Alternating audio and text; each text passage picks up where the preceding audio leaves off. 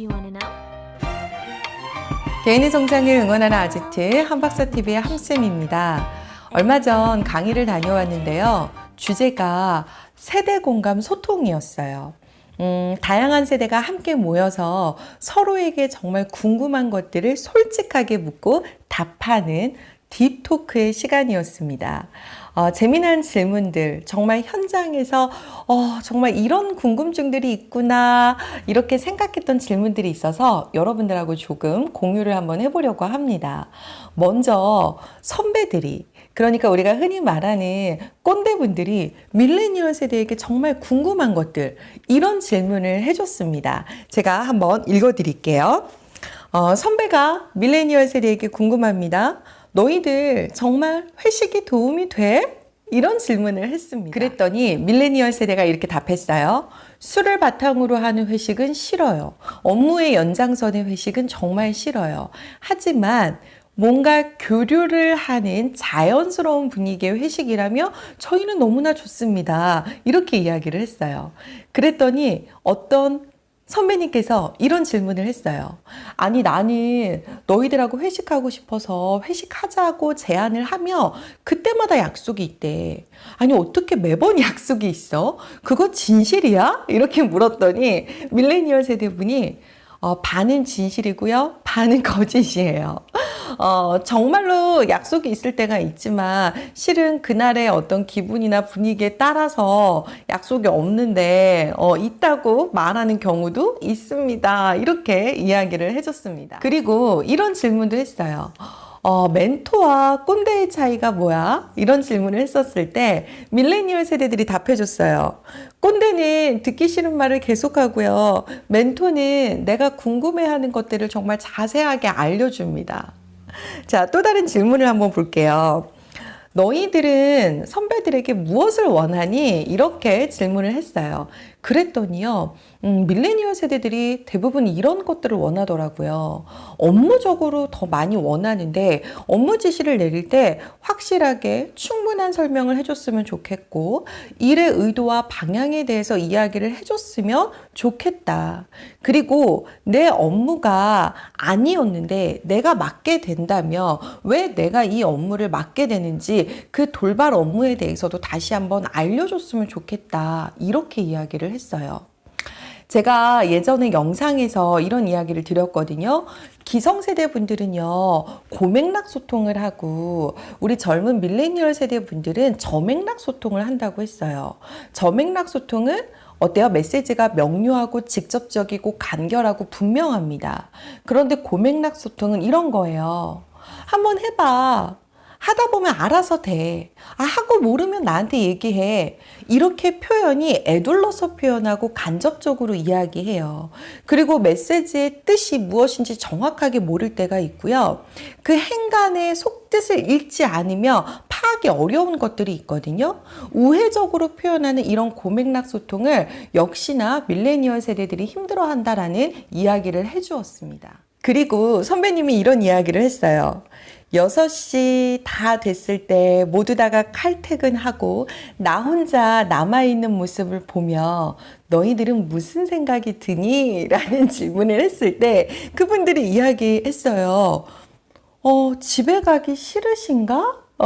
솔직히 이런 생각을 한다라는 거예요. 그래서 선배들이 이야기를 합니다. 만약 그 일이 네 일이라면 너는 무슨 생각이 드니? 이랬더니 밀레니얼 세대들의 반응. 왜 말씀 안 하셨어요? 저희 그렇게 꽉 막힌 사람 아니에요. 저희들이 안 끝낸 일, 선배님들이 하고 계시는 거 보면 저희도 불편해요. 그러니까 솔직하게 이야기해 주세요. 이렇게 이야기를 했습니다. 그러니까 우리 선배님들 솔직하게 이야기해 주세요. 자, 그리고 이런 이야기 했어요. 너희들은 왜 항상 모른다고 해? 아니, 모르면 알려주세요 라고 이야기하면 되는데 아니, 모르는 게 자랑이야? 왜 이렇게 모른다라고 이야기를 해? 이랬더니 밀레니얼 세대들은 그 팩트 있는 그대로 표현하는 것이 그냥 아무렇지 않고 자연스러운 표현이라고 생각을 했던 것 같아요. 그래서 그거를 선배님들의 입장에 맞춰서 센스 있게 표현하는 방법이 부족했다라고 이야기를 해주었습니다. 그러니까 선배가 모르는 업무 지시를 내릴 때는 죄송한데 알려주시면 제가 한번 해보겠습니다. 라고 이렇게 표현해 주시면 후배님들 너무나 감사할 것 같습니다. 자, 그리고 이런 질문이 있었습니다. 어떤 선배가 좋으니? 라는 질문에 후배님들이 이야기해요. 질책보다는 격려해 주세요. 믿고 맡겨주는 상사. 나의 진로에 관심을 가져주시는 상사를 만나고 싶습니다. 라고 이렇게 이야기를 해줬습니다. 다음은 밀레니얼 세대가 묻는 거예요. 기성세대 분들에게. 솔직하게 얘기해 주세요. 남자 직원들이 육아휴직 쓰는 거 어떻게 생각하세요? 그랬더니 기성세대 분들 거의 90%가 이렇게 이야기했어요. 부럽다. 나 같으면 반드시 쓴다. 반드시 쓸 테니까 너희들 애 좀 낳아라. 이렇게 이야기하더라고요. 또 어떤 후배랑 일하기 힘드세요? 라는 이 질문에 이렇게 이야기를 해줬습니다. 실은 업무에 대한 적극성이 없는 사람, 그리고 내 일만 잘하면 된다라고 생각하는 사람, 좀 더 큰 그림을 봐줬으면 좋겠는데 자기 거밖에 보지 못하는 사람, 그리고 화합하려는 태도가 없는 사람, 이런 사람하고는 일하기가 힘들다, 이렇게 이야기를 해줬습니다. 밀레니얼 세대가 또 이렇게 물었습니다. 남자 직원 구부 바지 어떻게 생각하세요? 그랬더니 기성세대 분들이 야, 나도 꽉 막힌 사람 아니야. 미니스커트만 아니면 돼. 괜찮아. 이렇게 이야기를 해주셨고, 또 이런 질문이 있었어요. 솔직히 성품 좋은 후배가 있고 일 잘하는 직원이 있습니다. 누가 더 좋으세요? 그런데 대부분의 기성세대 분들이요, 일 잘하는 직원이 좋다. 70%가 이야기를 했습니다. 그러나 능력이 부족해도 최선을 다해주는 직원이면 더더욱 좋다라고 이야기를 해줬습니다. 자, 그리고 이 질문이 있었어요. 선배님, 왜 호칭을 제대로 안 부르세요? 아니, 함선이 주임, 함선이 대리 이렇게 이름하고 직급을 불러주면 되는데 야, 어이, 왜 이렇게 부르세요? 업무 지시 내릴 때도 A, B, C 차례대로 이야기하면 되는데 A 얘기했다, C 얘기했다, D 얘기했다가 다시 A 얘기했다가 이거 도대체 왜 이러시는 거예요? 이렇게 질문이 들어왔어요. 그랬더니요, 기성세대 분이 이렇게 이야기하셨어요. 솔직히 나이가 되니까 정말 이름이 생각이 안 나. 기억이 없어. 그러니까 너희들이 좀 이해 좀 해줘라. 빨리 전달하고 싶고 이름 빨리 해야 돼서 급한데 이 마음은 급한데 이 언어가 그만큼 안 따라온다라고 이렇게 이야기를 해주시더라고요. 그래서 우리 후배님이 실은 우리 선배님들이 이야기를 할 때 그 말의 메시지의 의도가 실은 어떤 것인지 잘 들어보면 알 때가 있거든요. 아, 선배님 A 말씀이세요? 아, 선배님 D 말씀이세요? 이거 이렇게 하면 되는 거죠? 이런 식으로 찝어서 이야기해주면 더욱더 좋을 것 같아요. 또 이런 질문이 있었습니다. 9시 출근인데 왜 9시 땡에서 도착하면 눈치를 주시나요? 도대체 몇 시에 와야 돼요? 선배님들의 이야기입니다. 9시 출근이며 9시에 도착하는 게 아니라 9시에 일을 할 수 있게 준비가 돼야 된다. 그래서 10분 전에 오는 것이 조금 매너이겠다. 이런 이야기를 해줬습니다. 그리고 이런 질문이 있었어요. 낀대분들은요, 솔직히 지금 저희 밀레니얼 세대들이 공감이 되나요? 아니면 위에 있는 꼰대분들이 좀 더 공감이 되나요? 이런 질문을 해줬는데요. 거기에 계시는 분들 70%가 이렇게 이야기를 해주셨어요. 이제는 점점 꼰대가 공감이 된다. 이렇게 이야기를 해주시더라고요.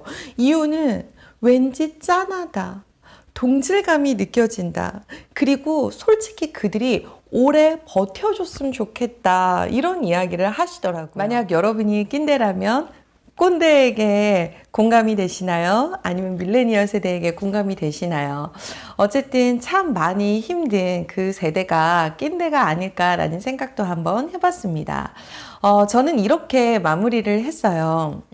우리 후배님들, 선배님들하고 이야기할 때 이런 말 한마디만 해주면 된다.